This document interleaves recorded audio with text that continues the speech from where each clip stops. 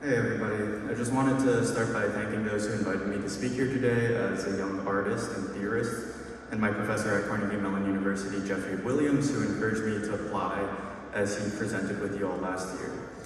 I'm a rising senior undergraduate in philosophy and art. I also cross-register at Duquesne University for continental philosophy. I'm here to talk about negative Marxist artistry, Sartre, Adorno, and Althusser from artistic practice to aesthetic theory. So I will first speak on my artistic practice's relationship with theory, and then my own perspective on aesthetic theory. So first, as an artist, I practice mainly in painting, conceptual art, and avant-garde performance. My two most well-received pieces being performances that I wish I could show today, but because of restraints, definitely talk to me after if you want to watch them. These pieces work hand in hand, coincidentally, to artistically represent the progression of Jean-Paul Sartre's thought. The first performance, titled Expensive Humanity, inspired by existentialism as a humanism, and the second performance, Negation of Negation, inspired by the critique of dialectical reason. Expensive Humanity sees a protagonist in a crash dummy suit flailing to noise rock music as an orange inflatable boy walks in frame at 1-minute intervals to pour different colored vanilla pudding on the protagonist from a ladder. Negation of Negation features two morph suit subjects in red and blue doing ridiculous acts of comfort and discomfort, making obscuritist ramblings, speeches, and dictums, or screaming through clarinets and saxophones, or dancing to flashing RGB lights while yelling cultural signifiers as diverse as Pokemon, hailing Comrade Stalin, and different types of apples. The transition from the first to second performance occurred over 3 years of my philosophical study, reworking past concepts I used in Expensive Humanity to match the development of Sartre's philosophy from existentialism to a renewed Marxism, particularly in the wake of events such as the Algerian War, Vietnam War, Cuban Revolution, etc., that furthered his political activism. There was basically a concept transformation I created as an outline for the choreography changes between these performances, from Expensive Humanity to Negation of Negation. And they correlate to the concepts posited or presented in Being and Nothingness to critique of dialectical reason. So, for example, in Being and Nothingness, the idea of the being in itself becomes the practico-inert and totalization in the critique of dialectical reason. Nothingness in the for itself becomes need or lack. Bad faith becomes ideology. The self or the individual subject becomes the collective subject. The other becomes alienation and seriality, and relations with the other becomes the group infusion. Thus, the absurdist flailing in Expensive Humanity transforms into an alienating performance between others, gradually journeying to find collective agency in Negation of Negation. However, my Marxist-influenced artistry doesn't stop at avant-garde performance, and although these pieces were seemingly well-received, it's not to say it doesn't render the reactions of confusion and silence in the critique room. If you don't know what critique is in the art world, it is usually the method of assessment of one's finished artwork, especially in art schools. Distinct from the Hegelian critique of the concept and even the colloquial confusion between critique and criticism, critique in art is the coming together of fellow classmates and the professor to rigorously and constructively critique the finished artwork for formal and substantive feedback. One of my most formative critique experiences was the most negative one. The piece titled Dialectical Cabinet of a 6-foot-tall cabinet drenched in a myriad of different glues with a yarn constellation of broken objects inside it was called Not Art, Shit, and even a waste of time and labor by a peer. Although an upsetting experience, I discovered that theory has a strange positionality in the world of art. Of course, the Batailles and Deleuze's of the world are heavily engaged in both theory and art worlds, but there is definitely the interesting observation that theorists, at least for me, desperately envy being an artist sometimes, while artists contempt theorists for their obscurantist analyses that no one can understand. This contradiction usually confronts me quite immediately in perhaps the clothes I wear, surprising the philosophy professor, not expecting me to be articulate perhaps, and then being too eloquent and elitist for the art peers that I have. I also think of the funny anecdotes of Nietzsche's horrible music compositions and Derrida's embarrassing spoken word performances. Although my thoughts personal, idiosyncratic, and speculative, I just wanted to share this rare perspective, as perhaps no one in the artistic production world is usually versed in Marxism besides the very rare professor or conceptual artist. I also have come to a Hegelian conclusion, more or less, that the best artists must not know their own genius, that the dialectic between immediacy and mediation shows the artist's merit in their immediacy in expressing and representing ideas and emotions through heavily labored form, while the theorist's merit relies on secondary analysis of already created products through forever accumulated mediations of concepts and abstractions. So moving on to my own aesthetic theory, Adorno and Althusser are the theorists that epitomize the historic alliance, after talking about maybe a non-alliance, between artists under capitalism and Marxism. That the precariously avant-garde artists risk all safeties of bourgeois society in order to engage with non-alienated labor. Pierre Bourdieu's restricted field of experimental art is precisely so autonomous in the face of capital because it defines itself in opposition to capital. For there to be authentic and meaningful art, cultural producers must necessarily exist outside or oppose the system that alienates labor, capitalism. Both Adorno and Althusser pertinently extract the political from their negative concepts, negative utopia for Adorno, and art's distance from its politics for Althusser. It's worth noting that this is more like my read on Adorno rather than him coining the term negative utopia. But Adorno's negative utopia is best illustrated by this quote.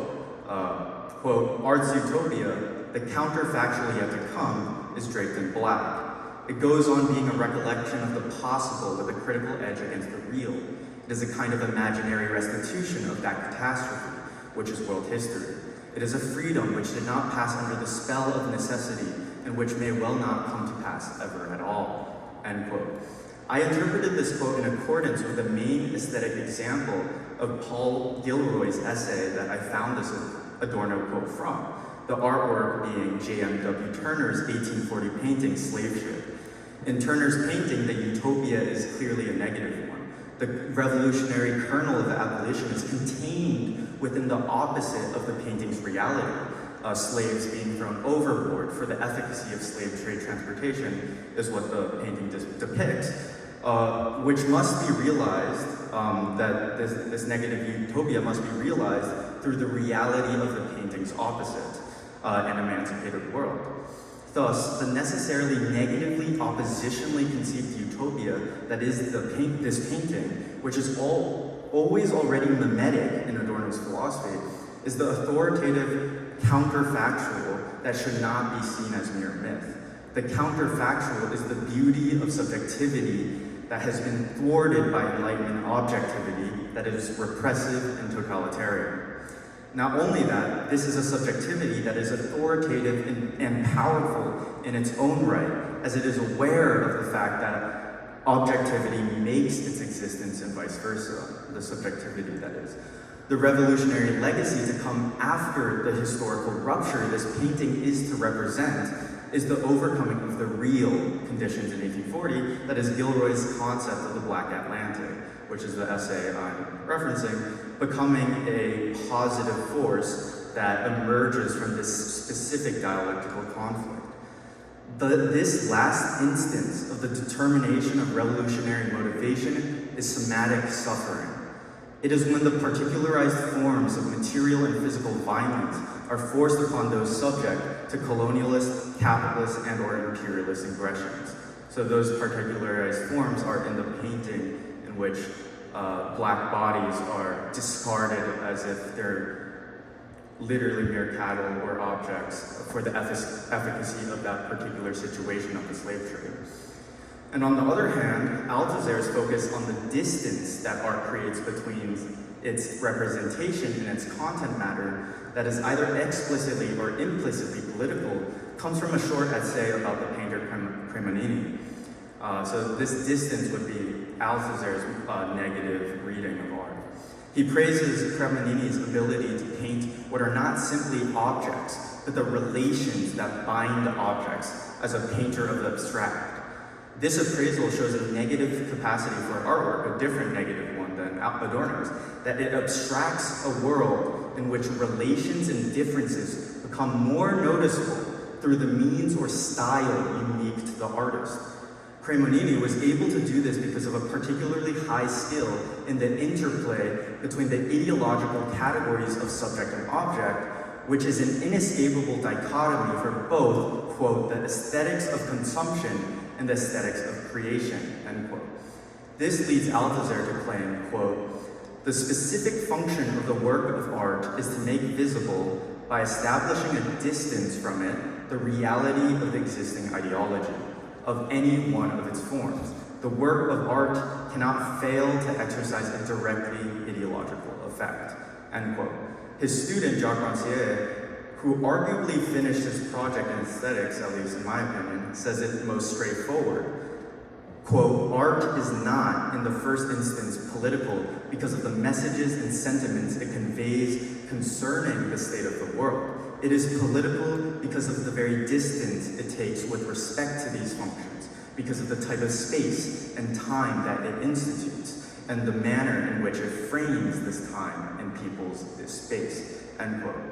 The negativity in this conception of aesthetics is meritorious precisely because of how it describes the relationships between art's aesthetic, its content or ideology, and its audience. Rancière makes it clear that the distance created between the representation and its content of the artwork is precisely the defining feature of art.